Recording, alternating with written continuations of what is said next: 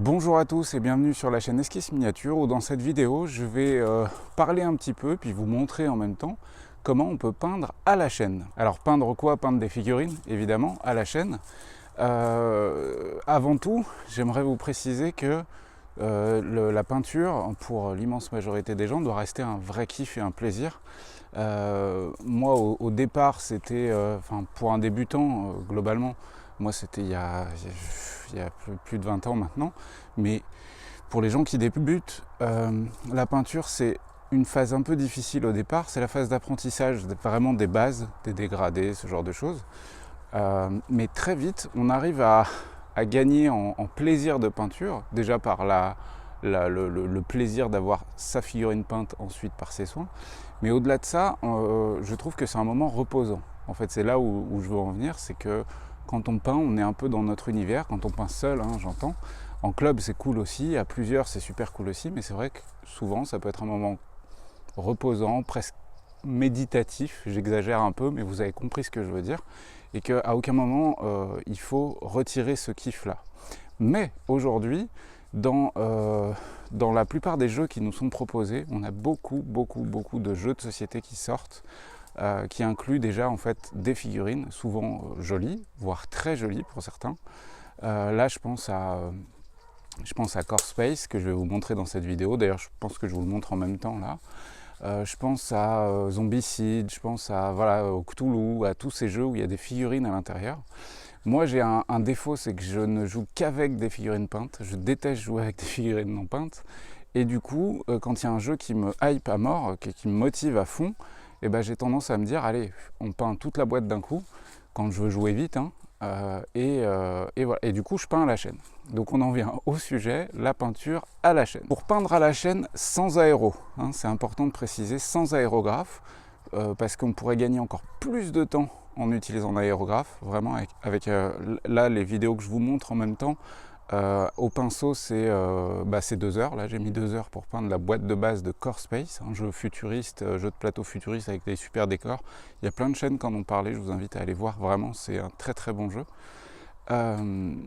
Et donc ça, là j'ai mis 2 heures au pinceau et avec de la peinture contraste, une immense majorité de peinture contraste, sans dégradés spéciaux, etc. Mais à l'aérographe, j'aurais peut-être mis qu'1 heure, si ce n'est moins en fait. Donc c'est vrai que l'aéro peut être un atout considérable à condition d'avoir appréhendé cet outil qui est un peu complexe.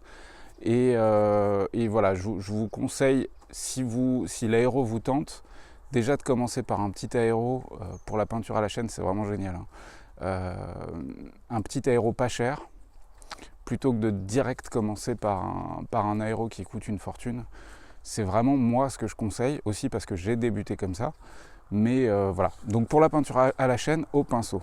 Donc vous voulez peindre une boîte de figurines, peu importe ce que c'est, du Beastgrave, du Mordheim, du Necromunda, du Core Space, du Zombicide, etc. Déjà sélectionnez vos peintures. Vraiment sélectionnez les teintes que vous allez utiliser. Donc là c'est pas compliqué, il faut observer ces figurines.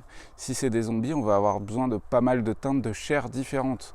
Donc là, chez Contrast, il y en a déjà pas mal. Il y a Gruntafur, il y a Dark Haute Flèche. Enfin bref, il y en a pas mal d'autres. Je crois que je vais vous mettre les liens en description, ce sera plus simple. Pour faire plein de peaux différentes. Ensuite, identifiez le type de vêtements et surtout le type d'ambiance que vous voulez donner à vos figurines. Si vous voulez des trucs colorés qui pètent, sélectionnez déjà vos rouges, vos bleus, vos jaunes, vos oranges, vos violets, etc. Si vous voulez des couleurs plus ternes, là il va falloir taper sur des teintes sable, bois. En gros, faites votre sélection de peinture. Et partez du principe que si vous voulez gagner du temps, hein, il faut restreindre au maximum la quantité de peinture différente que vous allez utiliser. Ça n'empêchera pas de donner des teintes spéciales à certaines figurines. Mais par exemple, pour des pantalons, type jean, vous allez sélectionner qu'un seul bleu et vous ferez tous les pantalons de la même couleur.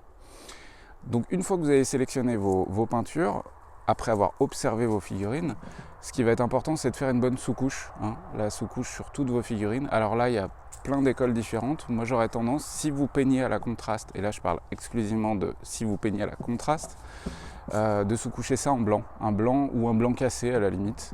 Mais si vous voulez des figurines qui pètent un petit peu de loin, un blanc ça marche très bien. Encore une fois, vous n'êtes pas obligé d'acheter de la sous-couche blanche de chez Games Workshop à 15 balles parfois, et même très souvent, moi c'est ce que j'utilise. Hein. Les bombes de peinture acrylique chez Action, ce genre de magasin, Babou, etc., qui coûtent 4 ou 5 euros, marchent super bien. Il faut les tester avant sur des vieilles figues ou d'autres trucs, du carton ou autre. Mais une fois que vous l'avez testé et qu'a priori ça a l'air bon, vous y allez beaucoup plus progressivement. Il faut faire plusieurs passages que de la sous-couche Games Workshop. Mais ça marche très bien. Là, les figurines que je vous montre, c'est avec de la sous-couche Montana à 3 ou 4 euros la bombe de sous-couche. Bon, vos figurines sont sous-couchées. Si vous faites ça à la contraste, moi, j'ai tendance à conseiller toujours de commencer par les teintes les plus claires et les plus répandues pour aller vers les teintes les plus foncées. Donc en fait, on va commencer typiquement par du blanc, par du sable, par toutes ces teintes très claires. Et ensuite, on va aller vers les couleurs chères, on va aller vers les couleurs bois, vers les gris. Ensuite, on va mettre les teintes vives. C'est quasi en dernier, les teintes vives, parce que si vous en mettez trop à des endroits, la peinture claire n'ira pas dessus. Et ensuite, je termine par le Bada, enfin, c'est pas le Bada Black, c'est le noir, le Black Templar de chez Contrast. Et voilà. Et évidemment, peindre à la chaîne. Ce que je veux dire par là, c'est que quand vous allez faire du blanc sur toutes vos figurines. Donc là dans le cas de Core Space que je vous montre en ce moment, c'est 25 figurines. Donc comme vous le voyez, j'ai fait tous les blancs sur toutes les figurines à la suite. Ensuite, j'ai fait tous les bleus. J'ai fait vraiment, dès que j'ouvre un pot, je l'utilise sur toutes les figurines où je veux qu'il y ait cette couleur. Ça fait gagner un peu de temps en fait. Tout ça, c'est des manipulations en moins. Je ne vais rien apprendre avec les méthodes d'usine qu'on a aujourd'hui. Hein. Mais appliqué à la peinture, c'est vrai que c'est moins kiffant, c'est un peu moins tripant, mais en même temps, il y a une gratification énorme de se dire qu'en l'espace de 2 heures, on a peint une boîte de 25 figurines. Et ça, c'est vraiment génial, surtout qu'on n'a pas, entre guillemets, perdu de temps. Il y a des gens qui aiment ça, le montage des figurines. Mais dans ces boîtes type Core Space, Zombicide, etc., il n'y a pas besoin de monter les figurines. Elles sont déjà prêtes à être sous-couchées et à être peintes. Donc on a gagné déjà un temps considérable là-dessus, parce que monter des figurines games, quand on n'a pas l'habitude, ça peut être un peu long. Puis il y en a qui sont plus complexes que d'autres à monter. Là, sur des figurines comme ça, on gagne un temps considérable, et du coup, on a vite des figurines prêtes à jouer. Donc voilà, c'est très simple en fait. Hein. C'est juste une méthode de peinture que je voulais apporter, surtout pour les débutants. C'est d'appliquer toutes les teintes sur toute une série de figurines en même temps.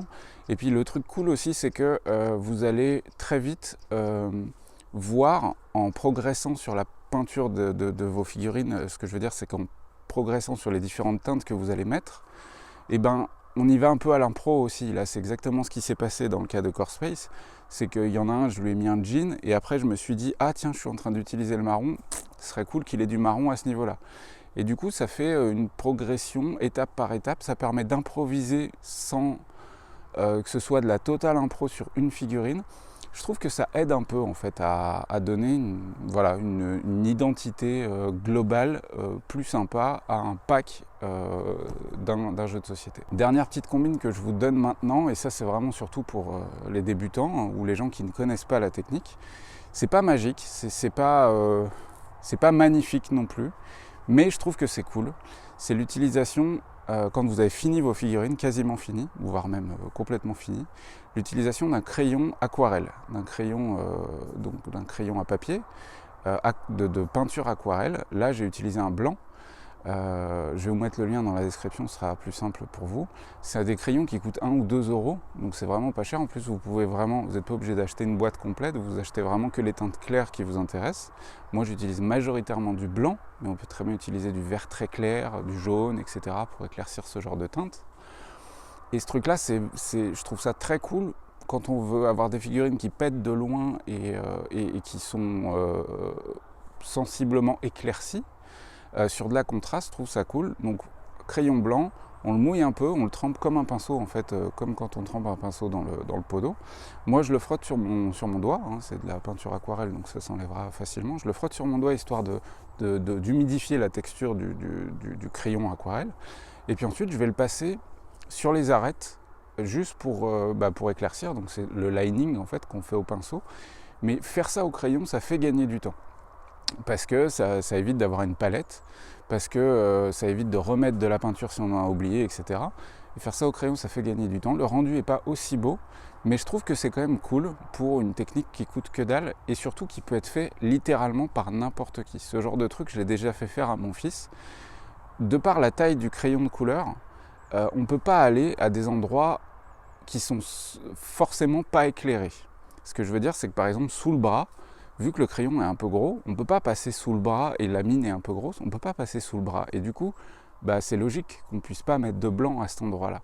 Par contre, dès qu'il y a une arête qui dépasse, donc je ne sais pas, une mèche de cheveux, un col, souvent les cols, les revers de manche, etc., là on peut bien frotter le crayon dessus.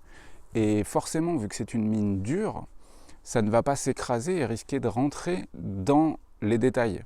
Ça va forcément rester que sur l'extérieur parce que c'est une mine dure. Alors qu'un pinceau, on peut foirer, on peut faire glisser le pinceau et le faire aller à l'intérieur, là où ça doit rester sombre.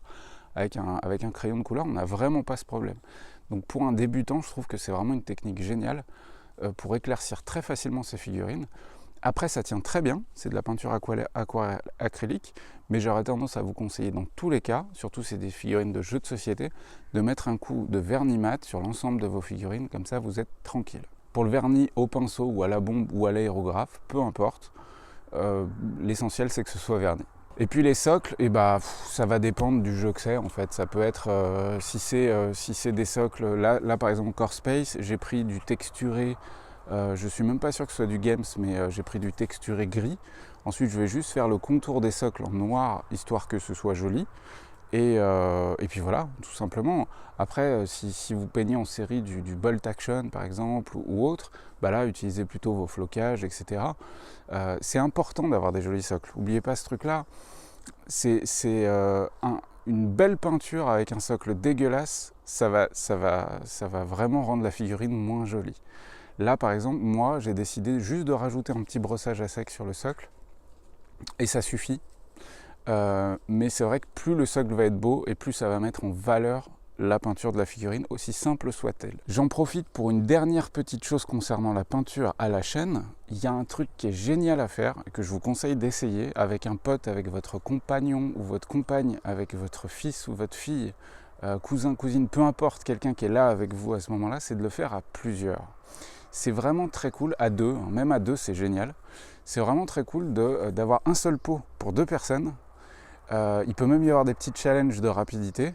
Alors évidemment, on n'a pas tous le même niveau de peinture et c'est normal. Et du coup, on aura tendance à laisser certains trucs plus grossiers à celui qui se débrouille le moins bien. Mais peindre à plusieurs, déjà c'est vachement plus rapide. Ensuite, on se donne les conseils de manière immédiate. On découvre aussi un petit peu là où l'autre a mis du noir ou du marron au moment où on lui passe la figurine pour qu'il fasse l'autre couleur. Donc ça mène à des petites discussions. Ah tiens, tu lui as fait la ceinture marron, ok c'est cool, le prochain fais-le plutôt comme ça, je préférerais, ce serait plus joli. Enfin, c'est un moment de partage et qui est plutôt cool. Et ça fait progresser les deux, aussi bien le bon que le mauvais. Donc je vous invite à tester cette petite peinture à la chaîne sur des petites sessions, si c'est des gens qui n'ont pas l'habitude de peindre des figurines, un quart d'heure, 10 minutes, mais vous allez voir que vous avancez beaucoup plus vite, parce que littéralement vous le faites en même temps. C'est pas, tiens tu ferais mieux de faire comme ça, non c'est regarde comment je fais, et hop, l'autre le fait littéralement en même temps. Voilà, j'espère que cette petite vidéo vous a plu.